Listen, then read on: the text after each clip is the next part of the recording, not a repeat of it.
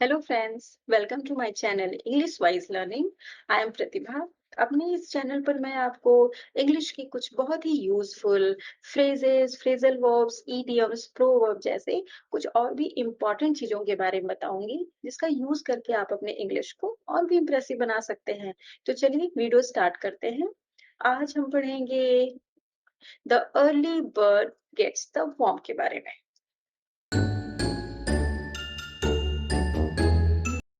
The early bird gets the worm एक English proverb है।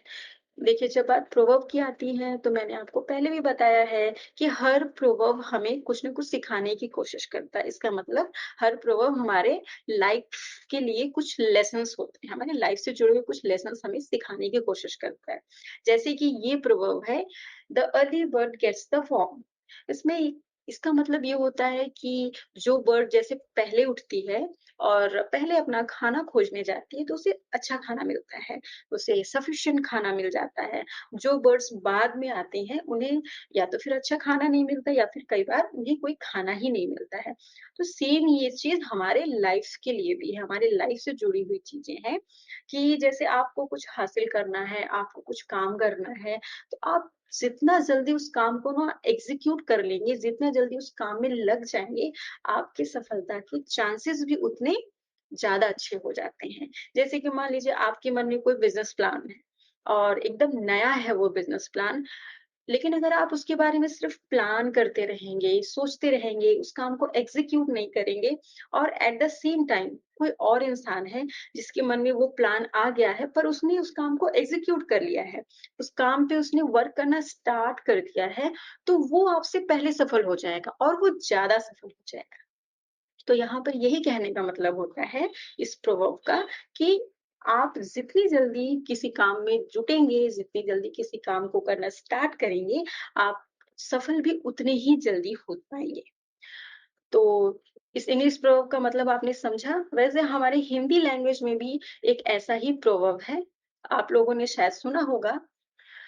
जैसे इंग्लिश में है the early bird gets the worm, तो हमारे हिंदी लैंग्वेज में है जो जागत है सो पावत है।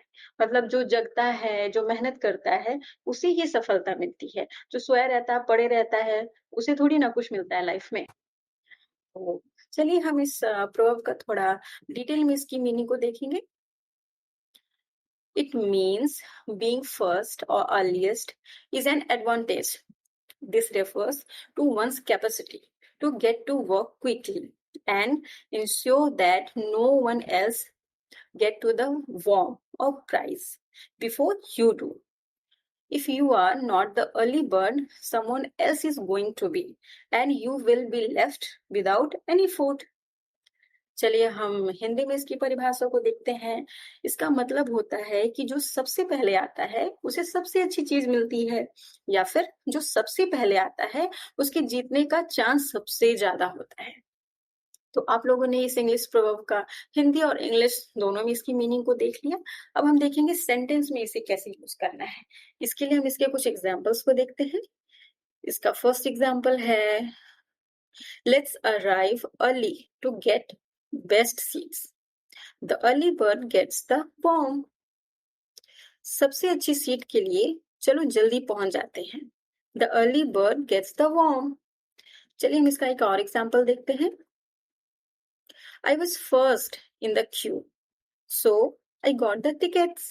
The early bird gets the worm, as they say. मैं लाइन में सबसे पहले था, इसीलिए मुझे टिकट मिल गई. जैसा कि कहा गया है, the early bird gets the worm. तो आप लोगों ने the early bird gets the worm की हिंदी और इंग्लिश दोनों में इसकी मीनिंग को समझा और इसे सेंटेंस में कैसे यूज करना है ये भी आप लोगों ने देख लिया. अब हम चलते हैं प्रैक्टिस सेट की तरफ. जी हाँ, जैसा कि मैं हमेशा कहती हूँ कि बस सुनने से ना फ्रेजेस, इडियम्स, प्रोवर्ब वो बस आपके माइंड में स्टोर होंगे, लेकिन जब बात आएगी इंग्लिश लिखने की या फिर इंग्लिश बोलने की तो वो वक्त पे आपको याद नहीं आएगा. इसलिए प्रैक्टिस करना तो बहुत ही जरूरी है. तो रेडी हो जाइए प्रैक्टिस सेट के लिए. आज हम कुछ कंजंक्शंस का प्रैक्टिस करेंगे। इसमें से कोई भी कंजंक्शन बाहर से नहीं दिया है।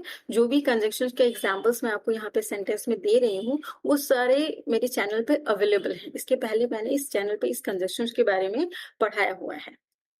तो फर्स्ट सेंटेंस है, never take sleeping pills, fill in the blank, prescribed by doctor. यहाँ पे एज इफ होगा या फिर अनलेस। सेकंड है, he jumped up, fill in the blank, he had seen a ghost। यहाँ पे until होगा या फिर as if। नेक्स्ट सेंटेंस है, fill in the blank, you cook, fill in the blank, my mother cook। यहाँ पर just as होगा या फिर in the same way या फिर as if। नेक्स्ट सेंटेंस है,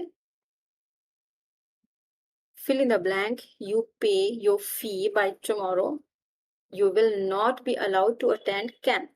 यहाँ पर unless होगा या फिर for all that। Next sentence है, I was talking with Mary, fill in the blank, almost midnight. यहाँ पर जस्ट एज होगा या फिर अंटिल।